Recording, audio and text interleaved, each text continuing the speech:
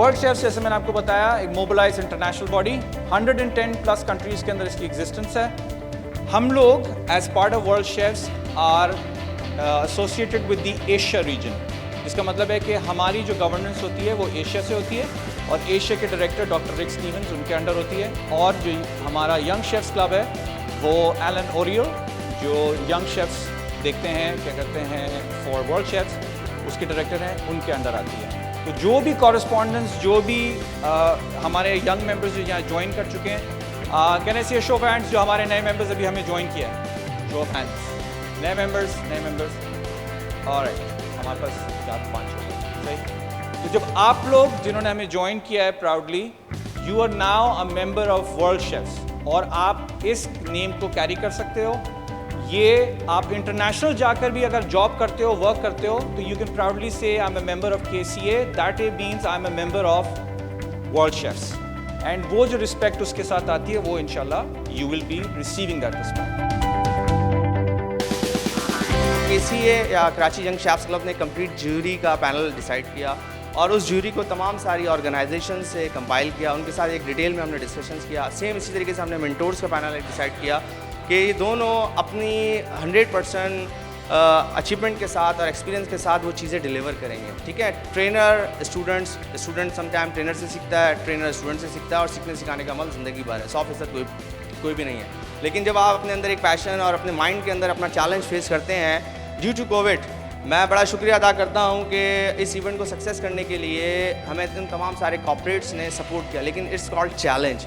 इस चैलेंज को करने के लिए लास्ट 3 मंथ्स है और इस KCA को ऑन बोर्ड लेने के लिए लास्ट 3 ईयर्स है, जिसमें एक बड़ी मिसाल है शेफ़ आमिर जो मेरे साथ ऑन बोर्ड है। हम हर डॉक्यूमेंट्स के ऊपर चीज़ों को डिस्कस करते थे, फिर वर्ल्ड शेफ़ के साथ हमारा डिस्कशंस हुआ, हर ट्रैवलिंग के ऊपर मैं एक नया एजेंडा उनके साथ शेयर करता था। लेकिन इंशाअल्लाह ताला अल्लाह पाक ने आज वो दिन यहाँ पर लेकर आ गए। द आइडिया बिहाइंड KCA, आपको पता चल गया है कि क्या आइडिया था KCA के पीछे, उसके क्या थॉट थी उसके पीछे।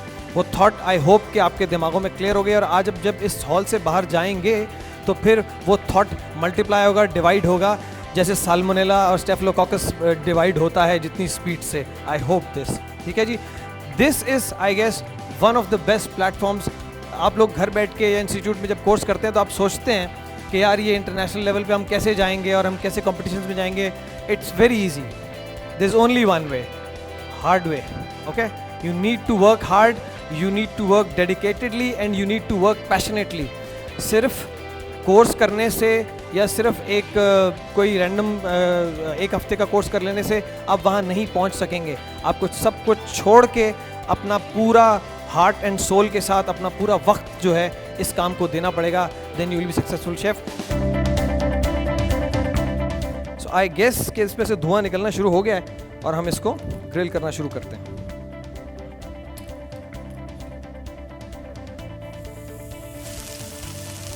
इस ज़रूरी नहीं है कि ये स्टेक हम पूरे का पूरा एज इट इज़ सर्व करें।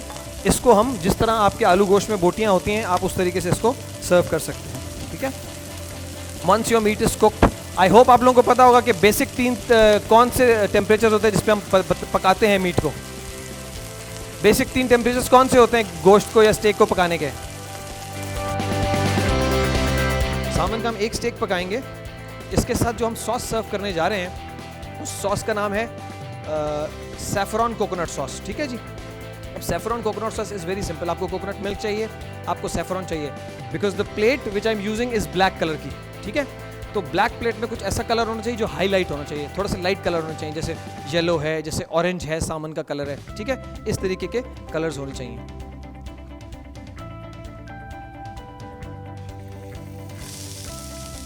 हम 2 पका लेते हैं और फिर उसके बाद जो बेटर होगा वो हम लगा देंगे। आप जब कॉम्पिटिशन्स में जाते हैं तो दिस इज सेम, आपको क्राइटेरिया बताया जाएगा कि आप किस कैटेगरी में। It is like any other competition in the world. Olympics होते हैं, हम ओलंपिक्स में इंशाल्लाह ताला हमने अप्लाई किया, ओलंपिक्स में जाने वाले हैं। ये बाकी सारी दुनिया के खेलों की तरह कॉम्पिटिशन है।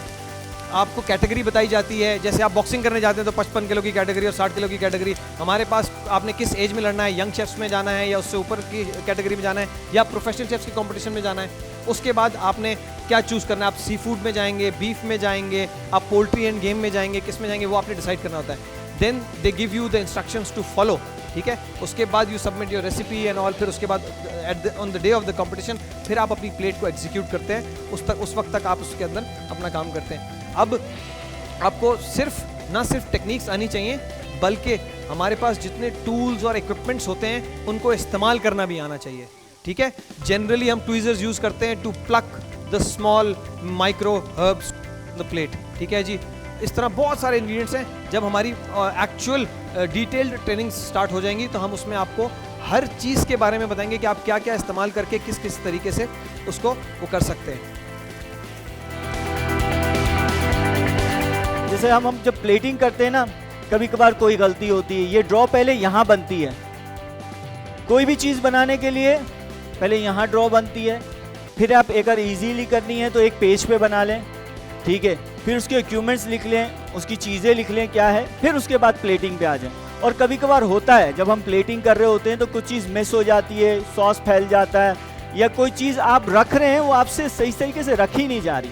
मगर क्या है कि फिर उसको टाइम दें, जाके बैठें, थोड़ा सा सुकून करें, दिमाग को फ्रेश करें, वापस जब आके आप करेंगे तो वाकई में वो क्लियरली हो जाएगी।